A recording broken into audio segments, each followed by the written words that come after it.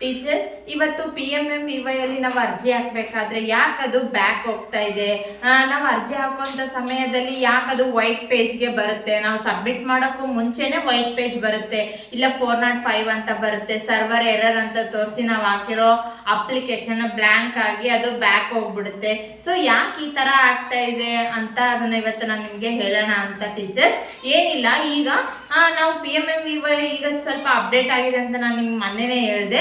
So ಯಾವ ರೀತಿ ನಾವು ಫಲಾನುಭವಿನ ಮೊದಲೇ ಚೈಲ್ಡು ಅಥವಾ ಮೊದಲೇ ಮಗುನ ಅಥವಾ ಅದು ಎರಡನೇ ಹೆಣ್ಣು ಮಗುನ ಅಂತೇಳಿ ನಾವು ಸೆಲೆಕ್ಟ್ ಮಾಡಿಕೊಂಡು ಫಲಾನುಭವಿಯ ಹೆಸರು ಆಧಾರ್ ನಂಬರ್ ಏನಿದೆ ನಾವು ಎಂಟ್ರಿ ಮಾಡಿದ್ಮೇಲೆ ಸ್ವಲ್ಪ ಹೊತ್ತು ನಾವು ವೆಯ್ಟ್ ಮಾಡಬೇಕು ಟೀಚರ್ಸ್. ಯಾಕಂದ್ರೆ ಅಲ್ಲಿ 2 ಮೆಸೇಜ್ ಶೋ ಆಗುತ್ತೆ ನಮಗೆ.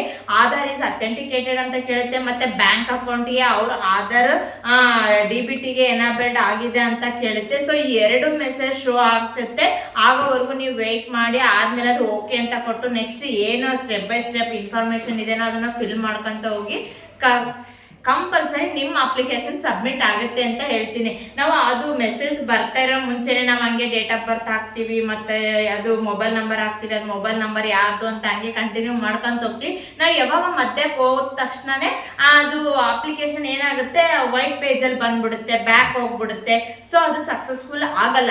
ಅದು ಯಾಕೆ ಆಗ್ತಾ ಇಲ್ಲ ಅಂತ ಹೇಳಕ್ಕೆ ಈ ಒಂದು ವಿಡಿಯೋ ನಾನು ಮಾಡ್ತಾ ಇರೋದು. ಈ 2 ಇನ್ಫಾರ್ಮೇಶನ್ ಇಟ್ಕೊಂಡು ನಾವು ಯಾವ ರೀತಿಯಾಗಿ PMMVY ಅಲ್ಲಿ ನಾವು ಅರ್ಜಿನ ಸಕ್ಸಸ್ಫುಲ್ ಆಗ್ಬೋದು ಅಂತ ನಾನು ಹೇಳಕ್ಕೆ ಈ ವಿಡಿಯೋ ಮಾಡ್ತಾ ಇರೋದು.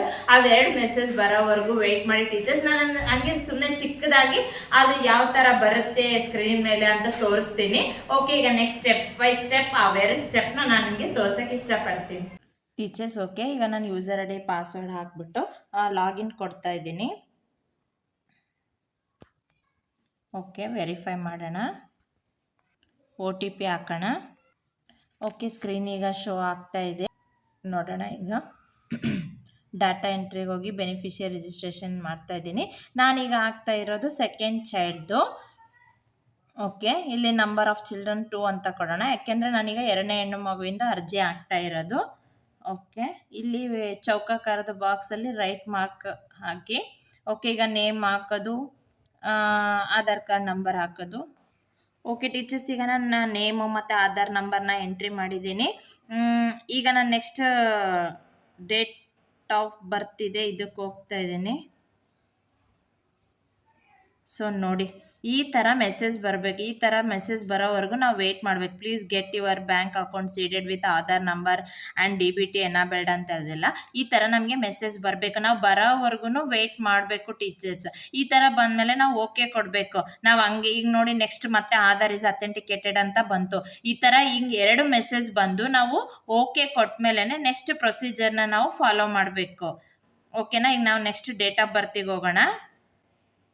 ಆಧಾರ್ ಕಾರ್ಡಲ್ಲಿ ಏನಿದೆ ಅದೇ ಹಾಕೋದು, ಇದೆಲ್ಲ ನಿಮ್ಗೆ ಗೊತ್ತಿರೋದೆ ಟೀಚರ್ಸ್.